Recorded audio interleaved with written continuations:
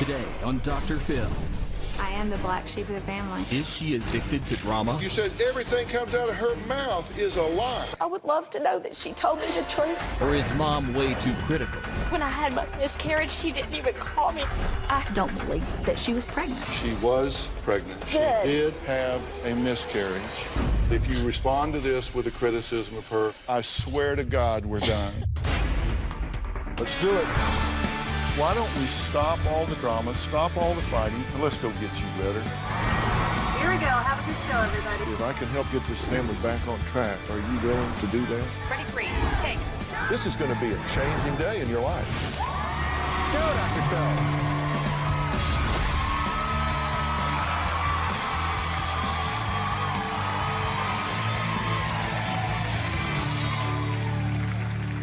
Allegations of abuse, lies, deceit, and even accusations of a fake pregnancy and miscarriage. At the center of all this drama is one person who says her entire family has turned against her. Ann says it's her daughter's narcissistic personality and lies that are just nonstop that's creating all of this problem. She says she's made herself the black sheep, but daughter Lynn says mom favors her brother, and that's what's made her the black sheep of the family. Take a look.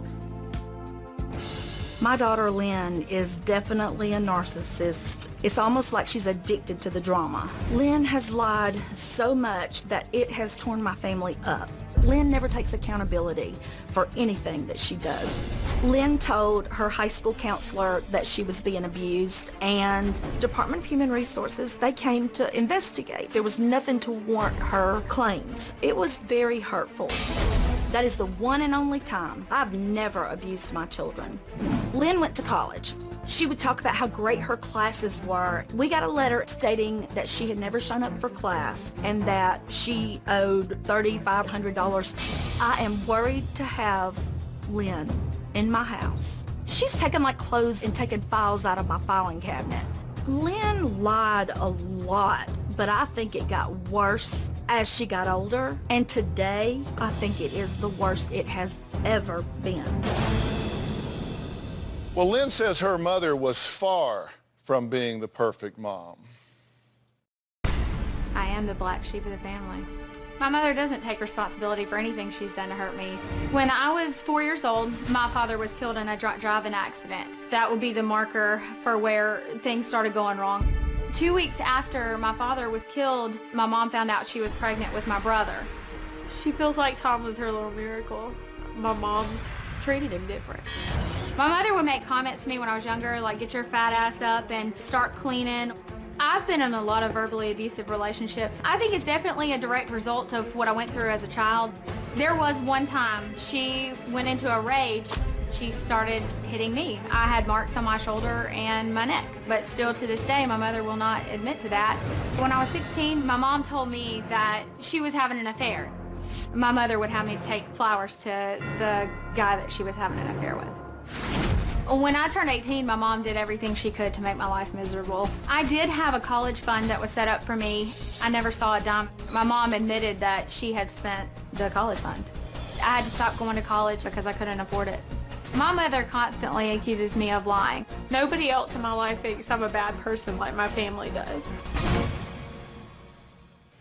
Okay, the last thing she said in that tape was, nobody else in my life thinks I'm as bad a person as my family thinks I am. You think she's a bad person? No, I do not think she's a bad person. Wow, I am shocked to hear you say that, because we have been talking to you for several days. We have asked you question after question after question. I have scrubbed over this. I could not find one good thing you said about your daughter. You said this family does not cheer for Lynn because she doesn't give us anything to cheer about. You said everything comes out of her mouth is a lie. You send her text messages and say, you are full of I hope your husband is embarrassed of you. You are not welcome when we are home. You need to seek help. I could not find one good thing you said about her, but you tell me you think she's not a bad person? No, I don't think she's a bad person. I'm angry with her, absolutely, but I love her. She's beautiful, as you can see. But want her to face reality and to stop feeling like she needs to lie about everything or exaggerate because she just doesn't need to do that. I love you. What do you think's going on here? I don't know. Like, my whole life, I just wanted my mom to love me and support me and believe in me. And I don't get that from her, and I feel like my whole life I'm having to prove that I'm not lying because I get accused of lying all the time. Are you a liar? No, I don't have this problem with anybody. You are the only person and my brothers that constantly accuse me of it. She says you've been fired from 30 jobs. 30 jobs. I haven't even had 30 jobs. I could probably count 30 jobs that you've had, and that would include teenage jobs. And I said, that's no big deal because I know that teenagers sometimes can go through a lot of jobs. That is not what you said. You did not say that's no big deal. You said, quote, I'm quote, telling her it's she not a has big been deal. fired or quit from at least 30 jobs, and it is never her fault. It's true. I mean, she's never kept a job, ever. And it's always her boss's fault, every single time. She is so intelligent. She's quick to think on her feet. She amazes me with her abilities. But she turns them in the wrong way. And this has been going on for years, but the last couple of years have gotten worse. And that's why I wrote You to have you. no idea what I have been through in the past couple of years. You haven't been there. You live how many states away? Mom, you left me in Alabama to go start a new life for yourself. We tried to get you to live with us in Tennessee. We moved you twice. We moved you from your school how you it were always supposed to be in. Okay, we can have geography class on y'all's time. What is it she has lied about that has hurt you so badly? You said every time she opens her mouth, she lies. What is it that she lied The thing about? that hurt me the most was her saying that she had such a hard childhood and that she was so mistreated and abused. And, and she's a drama queen. I mean, like, everything out of her mouth is poor me, poor me, poor me. When you were 16, did you tell the school counselors that you were being abused at home? I told them about a situation that was going on. They knew about her having an affair. And my mom started drinking a lot, which I don't know to this day if she's still drinking like she was, but I know as far as in June when I got married that you did. Is that a yes or a no? Or Yeah, I mean, no, I'm sorry. I said, I'm did you so tell the upset. school you were being abused? And you said, well, she's an told my- alcoholic and she has an affair. And I told my school counselor about her. There was a night. It wasn't abuse that I had all the time. Wasn't beaten my whole life. I never. It's not the way it not the way sounds. it is. But you were in an alcohol rage and you started hitting my brother and I stopped. I stopped you. I got in front of you and you started hitting me everywhere you could. I hope you've asked our brothers about this. I think they would beg to differ. Dr. Phil. Did you tell the school counselors that? Yes, I did. I was having. And her counselor believed it too, and I have nothing good to say about her. Thank God for DHS, because when they did do their job and investigated, they found nothing except that I had a spoiled daughter that needed discipline. Well, when she was 16, did you in fact hit her in the face? When she was 16, she got in my face and she called me a bitch, and I popped her right in the mouth to let her know where it was coming from. Okay. So I sure did. Because she was so out of control that would be at a that yes. point. Yes. when she was 17, did you let her drive from Alabama to Iowa to meet a man she met online? Did I let her? No. That was one of the dumbest things she's ever done. That is not true, Dr. Phil. That is not true, Dr. Phil. 17 years old. I never did anything well, now like look, that. I can say this. I was in church from the time that I was 17 Then how old were I you? graduated high school. I was in church every time the church doors were open. I didn't miss a single day. I was very active in my youth group. What, I your did not senior do- year? Yeah, that's when I started having hope for you, was thank God she's actually turning around. It was my way for coping on what I was living with. What were you living with that none of the rest of us have had to live with? Mom, you were freaking having an affair. I'm just asking you, when she was 17, did you let her drive from I didn't Alabama? let her do anything. What? You were the mother. She went to Iowa and she drove through the nighttime all the way there. You're telling me that never happened? You really are crazy. Mom, Grandma knows about it. Why am I here? I thought I was... Because I'm desperate. Well, I mean, somebody needs, listen, I want This people is to tell me serious. the truth. You better believe it's serious, and I consider my time serious, and I'm going to take a break, and y'all need to decide to tell me the truth. There are serious people in this world that need serious help, and you are taking up time. So if you come here and want help, you either tell me the truth or we're done. You got 3 minutes to think about that. Next, Lynn says she was devastated when she recently suffered a tragic miscarriage. Ann doesn't believe her daughter was even pregnant. We'll be right back.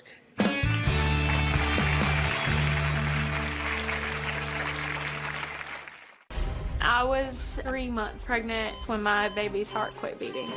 They had to take the baby out of me. I really don't believe that she was pregnant at all.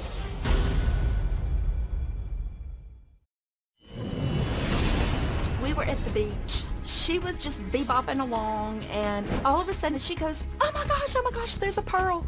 It looked like the size of a dot you would put at the end of a sentence. There's the pearl. Immediately, she goes on Facebook and she magnifies it and tells everybody that she sent this to her jeweler to be evaluated, and he said it's a rare Tahitian pearl. It's just another example of her lies. Well, that was Ann, who says her daughter will lie about anything to get attention. Now, we actually called numerous jewelers who said there's no way you could find a black Tahitian pearl in Florida inside an oyster, as they are only indigenous to remote lagoons of the French Polynesia in the South Pacific. So I don't, you found a pearl? Yes, it was inside the oyster. It was after Tropical Storm Debbie came through, and my husband actually opened it up and started feeling for it. She was standing there, and he found one. I still have it. Okay, listen, why do you want to be here today? I want our family to be whole again. What are you willing to do to make this better? What you think we should do? Yeah, Because I don't know what why else are you to here do. today? I had just decided that right before the show called me, like, I was done. I had to just write off my family. My mom's always accusing me of lying. She's not, when I had my miscarriage, she didn't even call me. I had to go through that by myself, and she's had a miscarriage. Can I answer that? She knows what it's like. Can I say something there? Not yet. I take this very seriously. And if people come on here and they're just interested in winning the argument in the moment, and so they spin things to make themselves look better, they're just trying to cover their butt and get out the door, that's a waste of my time, and that is offensive to my sensibilities. And I feel like I'm talking to Mother Teresa here. You've never done anything wrong. You've never made a mistake. No, I'm not kidding. No, I'm not kidding, because you're just like, oh, you just got nothing wrong. I don't know what you're talking about. I don't remember this. I don't remember that. I don't remember this. And you just kind of gloss over stuff. No. And she's never said a word that wasn't a lie. Nobody's that bad. Nobody's as bad as the person you have described to us. Ann says, because of the lies Lynn has told, she sadly doesn't even believe her daughter was recently pregnant, much less suffered a miscarriage. Take a look. I found out I was pregnant about 5 months ago. Lynn told everybody on Facebook every detail about her supposed pregnancy. She asked me, Mom, didn't you have a miscarriage before? So I thought that was kind of strange. I was afraid that God would take my baby because I was so used to having things taken from me. And then the next thing I know, she's miscarrying on Facebook. I was 3 months pregnant when my baby's heart quit beating. They had to take the baby out of me surgically. And she had not even told the family. She was telling the world first. I just felt like Lynn was trying to get everybody to feel sorry for her and to give her that attention that she craves so much. My mother hasn't said anything since I miscarried my baby. She hasn't even called me. It was definitely the last straw for me. I really don't believe that she was pregnant at all. What if you're wrong? I would be thankful. I really would. I would What if love you- what to if you're know. wrong? I would love to know that she told me the truth for once. I really would. But it was so weird. It was like she didn't discuss it with anybody in our family, my sister, her grandma, nobody. All she did was talk to Facebook and her friends, and she would tell things that were so inappropriate that you just don't put on there. See, that is really interesting to me. When I ask you, what if you're wrong, your answer was to criticize her 9 more ways. I said, what if you're wrong? Well, she put it on Facebook. She just was out there just looking for sympathy, and she was this, she was that. An appropriate response, I would think, if you were wrong, would be, oh my gosh, that would mean I wasn't there for my daughter when she experienced the death of her baby. It would mean I wasn't there for her, and I would feel terrible about that. That would be a real failure on my part. I would be very sorry that I wasn't there for her. I mean, that to me would be an appropriate response to that, but that isn't what you said. It's really hard to have that kind of response because I am so fed up, and I admit that's not right. Are you lying about that? Yes, sir. No, it was horrible. I can't understand when I have so much love to give, why that would be taken from me. And I told you that before it even happened. I was scared. You told Facebook you were scared. Mother, I told you, and I sent them the text messages to show these conversations how they go. But you didn't talk to your family I tried, first. Mom, and you spent so much talked to time everybody else. criticizing me for everything. By the way, if it's of any interest to you, I contacted her OBGYN directly. Okay. I required her to sign a medical release form, send it to her physician to authorize them to send me directly her medical records, so they didn't pass through her hands. They came directly to me. And I have here 16 pages of medical documentation. She was, in fact, pregnant. She Good. did, in I'm glad that fact, she have was. a miscarriage. I'm not glad about that. And she did, in fact, lose this baby. I'm sorry. And I had to continue carrying my baby.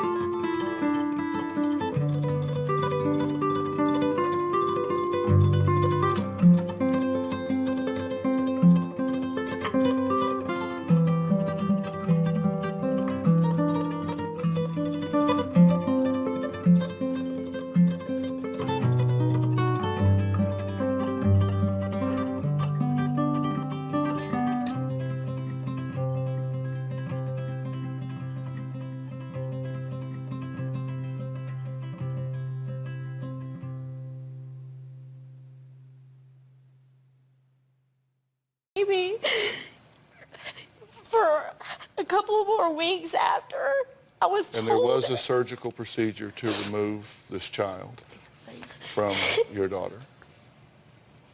I'm very sorry that happened to you. I've been there. I know what that feels like. I am. That's why I wanted you there. But you didn't. That's why I told you in the beginning that was a fear I had, because I knew you had Okay, to I walk swear through it. if you answer this with a criticism of her, I swear to God we're done. I swear to God, if you respond to this with a criticism of her, this conversation is over. I cannot be a party to you responding to this with a criticism of her. Can't do it.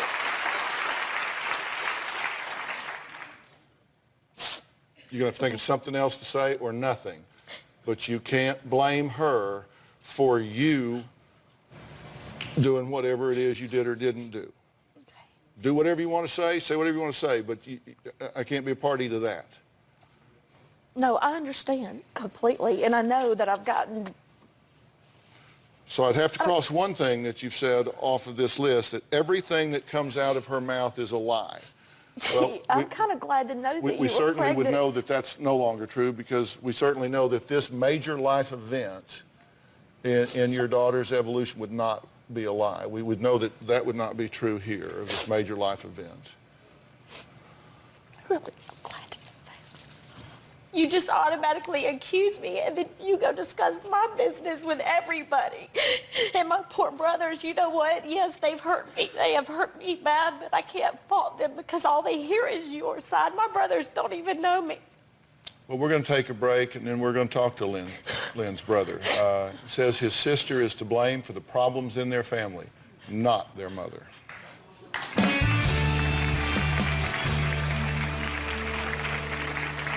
My mom has created a wedge between me and my brothers. I don't have to say a word. They form their own opinions. My sister has always had a theatrical personality. Lynn will constantly post on Facebook how she's the outcast of the whole family. She's never been mistreated. We were all raised the same. It doesn't bother me too much that I don't have a relationship with her, but I just want my mother's relationship with her to be fixed. I love my mom, and I'm tired of seeing her upset and hurt by the things that Lynn has done. Well, that was Lynn's youngest brother, Nick, who says Lynn's lies and jealousy are the real reason their family is torn apart. But Lynn claims that her mom has turned her brothers against her. Lynn blames me for turning the whole family against her. My mom has created a wedge between me and my brothers. I don't have to say a word. They form their own opinions. My mom told my brother that I was bad-mouthing him and his fiance, which I wasn't. Then my brother starts sending me text messages, cussing me out because of what my mom told him. Lynn says I have always made problems for her and her brothers. And could have fooled me, because when they were growing up, they were thick as thieves. But to her, none of that ever happened. She was alone and abused and mistreated, and it's always woe is me. Well, Lynn's other brother, Tom, says his sister is telling more lies. My sister and I were really close until she reached her teenage years. That's really when I remember the lying starting to skyrocket. She might feel like she has to compete with me, and so she's always trying to one-up me to make herself sound better. She'll lie about the color of the sky, and a lot of times I feel like she really believes it. My sister claims she started an insurance company in my dad's name and said that she was going to make $100,000. She is a liar. I am very worried about my sister. I feel like she's going to burn all of the bridges that she has with our family, if she hasn't already. If she doesn't change, I don't think she'll ever truly be happy. All right, well, Tom is joining us. So, Tom, what do you want to see happen here today? I just want everybody, I guess, to get back together and just fix things. I'm just sick of, no matter who's telling a lie or not telling the whole truth, I'm just sick of it and I'm over it. So what can you do to help this situation? Be in on it too. Yeah. I mean, seriously, what can you do to help your sister here? Obviously, she's in pain, your mother's in pain, the family's in pain. I don't What do you have? Are you upset with your sister? Yes, I am. About what? What is it that? What has she done to hurt you? Really directly hurt me. Not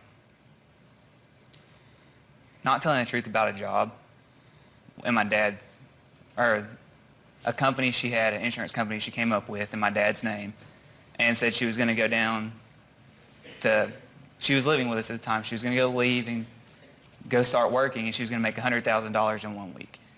And then when she eventually came back, I said, so let me see your bank account if you've made so much money. And she wouldn't do it. That is not true, Dr. Phil. Yes, I started a brokerage firm, and my partner took a full-time job with an insurance company that we were writing business for, and then that whole business that we were starting, we had to stop. But I did. Are you getting married? Yes, sir. When? July. Yeah. Congratulations. Thank you. She's not invited? I haven't made a final decision yet. Yeah. Why would you not invite her? Well, my cousin got married a couple of years ago, and my fiance and I went to that wedding. And my sister was there, obviously. And when we were there, the whole way to the wedding, she was bad-mouthing them getting married. Mm-hmm. And then also, when she got married this past summer, it was just a disaster. My fiance ended up having to call to set up her whole wedding. Lynn did nothing to help with it at all. She was running around having fun. This is not true, Dr. Phil. Dr. Phil, I planned an outdoor wedding at an amusement park, paid for my entire family to come down, paid for everything, and we had a tropical storm come through, and I could not do anything about it. The morning of the wedding, we were still going to try to have it because the venue was covered. It was covered, and we couldn't do it because of how bad the rain was, so we had to relocate. And yes, she did help me, and I told her I was very thankful because she's the only one that stepped up to try to help me to call and relocate to where we had the wedding. And even that was a disaster. The whole thing was a disaster, but I paid for it, and I had everything set up. But my whole entire family sat here and told me that, you know, everything negative they could. It's endless. It's endless. Did you get married? Yes, I did. You still married? Yes, I am. Very happy. He's wonderful. I don't know what I'd do without him. So it worked? But you don't want her there because you think she's going to poison the well. I just don't want the drama there. Yeah. My wedding day, it's not just about me. If it was all about me, it wouldn't affect me that much if something went wrong. Yeah. But this is bigger than me. It's a lot bigger than me. I don't want to ruin my fiance's wedding day, something she's dreamed about forever. Yeah. Because of family drama. All right, so is Mom playing favorites here? Someone from their past weighs in next. We'll be right back.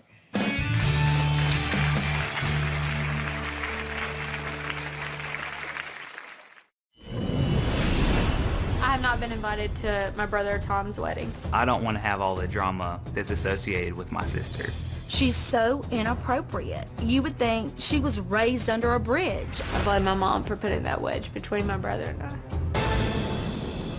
That was Tom, who says he thinks there will be less drama if his sister wasn't present at his upcoming wedding. He hasn't made up his mind yet, but he's thinking it through. And it's a big day. I totally get that. Now, Lynn asked us to speak with her babysitter when she was younger and said, and we did, and she had this to say. She said, when Lynn was a teenager, I was only getting Ann's side of the story. Once I got older and looking back, Ann definitely treated Lynn different. She put Lynn down and treated Tom like the apple of her eye. When Lynn was 15, Ann wanted Lynn to come live with me. That's what the babysitter had to say. This is just somebody that hadn't got a horse in the race. That's what she had to say. Am I allowed to say something to that? You can say anything you want. I gave your team a letter that I kept from the babysitter, and that's not what the letter says, and that's from years ago. Yeah, babysitter did change her mind. She said that. She said on reflection that she thought about it long and hard, and but that's what she said. She says that Ann wanted Lynn to come stay with her. No, she offered in her letter for that. She said she didn't want to get in between us, but she wanted to offer that to me to give us a break from each other. Read that letter, please. Do you play favorites? I don't know if you call it favorites, because I don't love one of my kids more than the other, but we do cheer for Tom and Nick. They haven't made bad choices, and I know that they could, and they might, and I'll have to deal with that, but it's so hard because I come from a family that it does have high expectations. I get the feeling in your coming here that you wanted to convict her. That coming here, you wanted to convict her. You wanted to come here and convince me and convince everyone that you're right and she's wrong. See, I went there and I won and you lost. This is why I feel like you don't love me and why I've desired to have your love for so long. I don't understand how you can take a child that you carried for 9 months, that you raised, and bring them on national TV to do this when all you had to do was pick up the phone and say, I love you. I would have forgotten everything. That is why I have tried so many times. I wasn't picking up the phone, though. You texted me.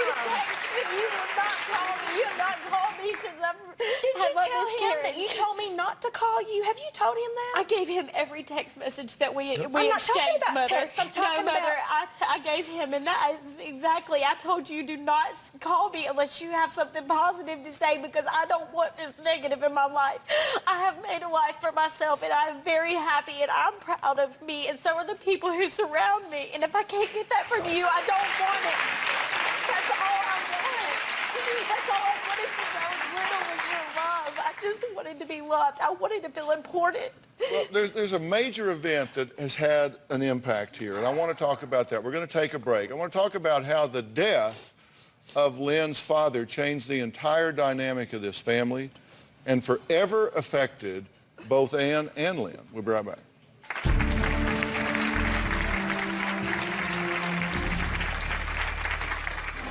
Lynn and I saw a truck that was torn up. I realized it was my husband's, and I just lost it. Well, that's one of my earliest memories.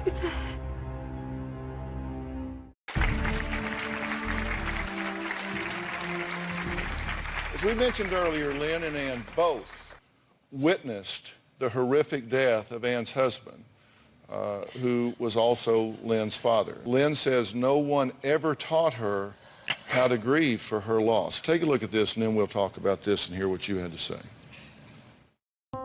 When I was 4 years old, my dad was killed in a car accident. Lynn and I were coming home, and we came around a curve in the road, and we saw a truck that was torn up.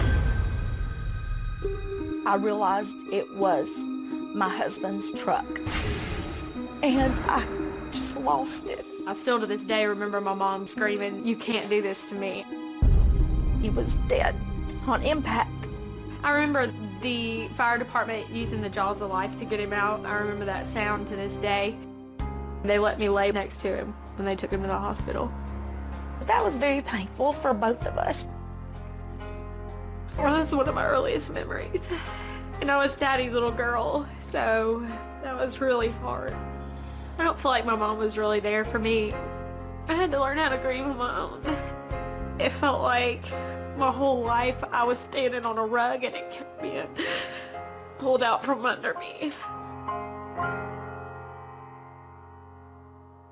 You know, I'm very, very sorry for y'all's loss. I mean, I know it's been a time, but you know, it changes with time, but it never goes away.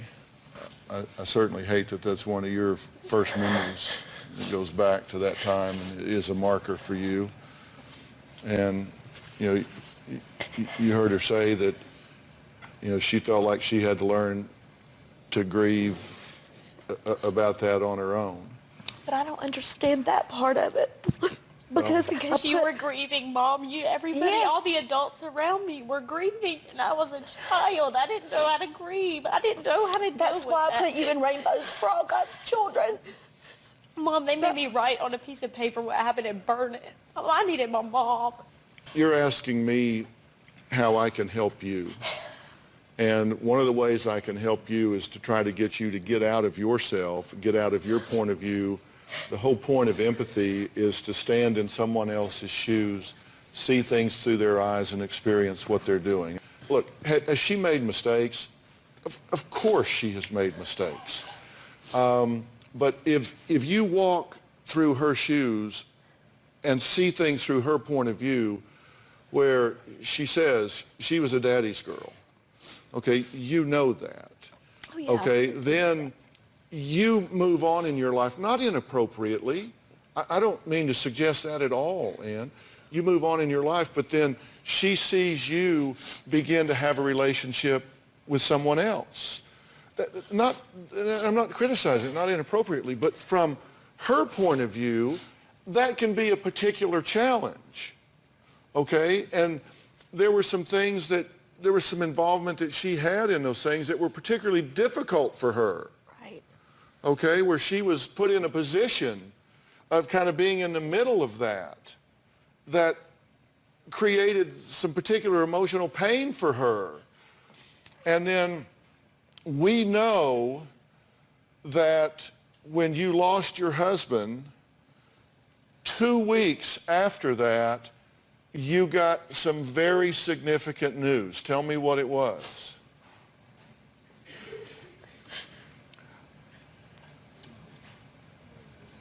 I was pregnant with him. We have a picture of your husband in his military uniform and your son right next to him.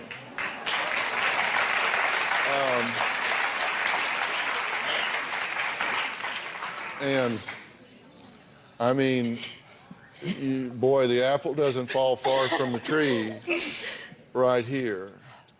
So, you know, this is a powerful connection here, right? Oh, absolutely.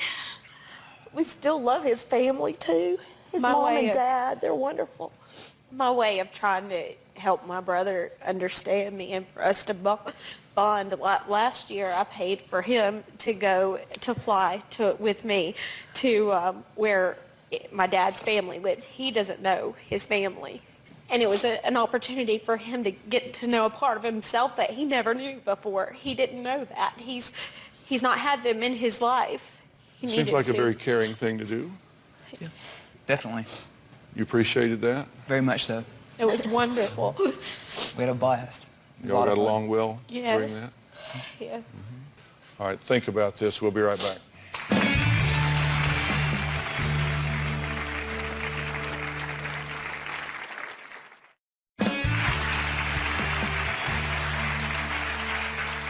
Well, we're here with Ann and her 2 children, Tom and Lynn, who all agree that they need help to repair their family and they want to. And I'm going to tell you guys exactly what I think needs to happen. This is the part where it's really important that you listen, okay?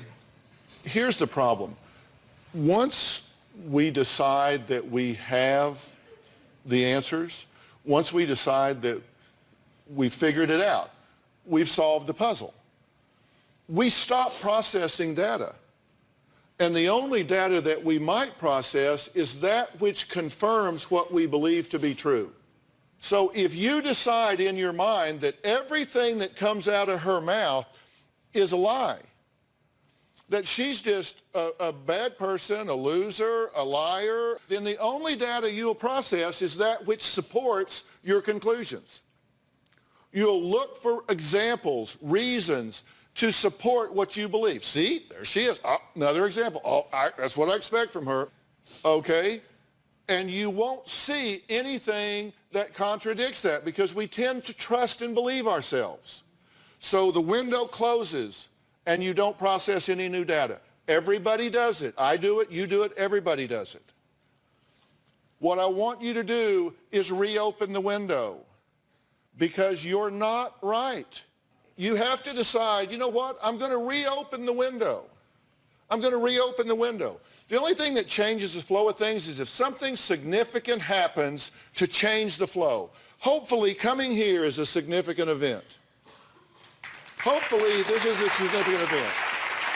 Hopefully, you come here and find out, you know what, maybe I closed this window way too long ago. Maybe I recognize that, you know what, you never quit on your kids. Maybe I recognize that, you know what, she's gone off on her own, she's gotten married, she's made a life, and Did she do some stupid things along the way? Sure. It doesn't matter. The past is over. The future hasn't happened yet. The only time is right now. And maybe you start now.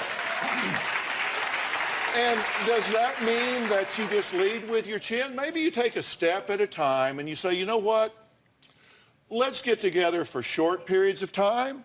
Let's talk about controlled topics. Let's just take it a step at a time where we just kind of learn to trust each other. Let's have some rules and some boundaries where we go along. And you live apart right now, so a long way. Yeah, so maybe there are some built-in controls here. And I would love to set up for you guys to leave here after the show if you have time. Be my guest at the commissary here at the Paramount lot to have a nice lunch and sit down and spend some time together and visit and just talk about happy things. Just talk about happy stuff, Be superficial, be shallow, just talk about happy things. And then begin to build on this, but you've got to reopen the window. You got to say, you know what? I know that I love my mother. I know that I love my daughter. I know that I love my brother. I'm just going to start fresh. I think you will find that a good place to start, because I got a sneaking suspicion. I think your mind has opened up here today. I sense that in you. I really do. And I sense that in you, and I hope that's true. And I don't think your mind is closed, just cautious. And I hope that's what we'll do. That's a good word. All right, my final thoughts when we come back.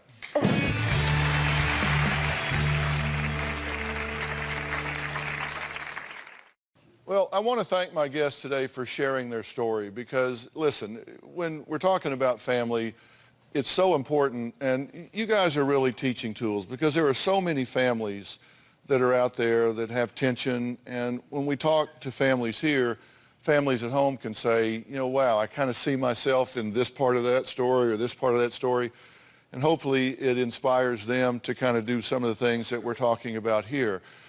And one of the things that I want to tell you in your family is, look, we do have a tendency to fix our beliefs about people. And fixed beliefs can be a real problem because people change. And if your belief is fixed, but people change, you can miss those changes because you are so set in the way you see someone, they can really evolve, maybe good, maybe bad, but you don't pick up the differences. So you kind of have to constantly be hitting the reset button and looking to see if things change. So you keep your mind open, particularly with your family and friends. Thanks for being here. So long.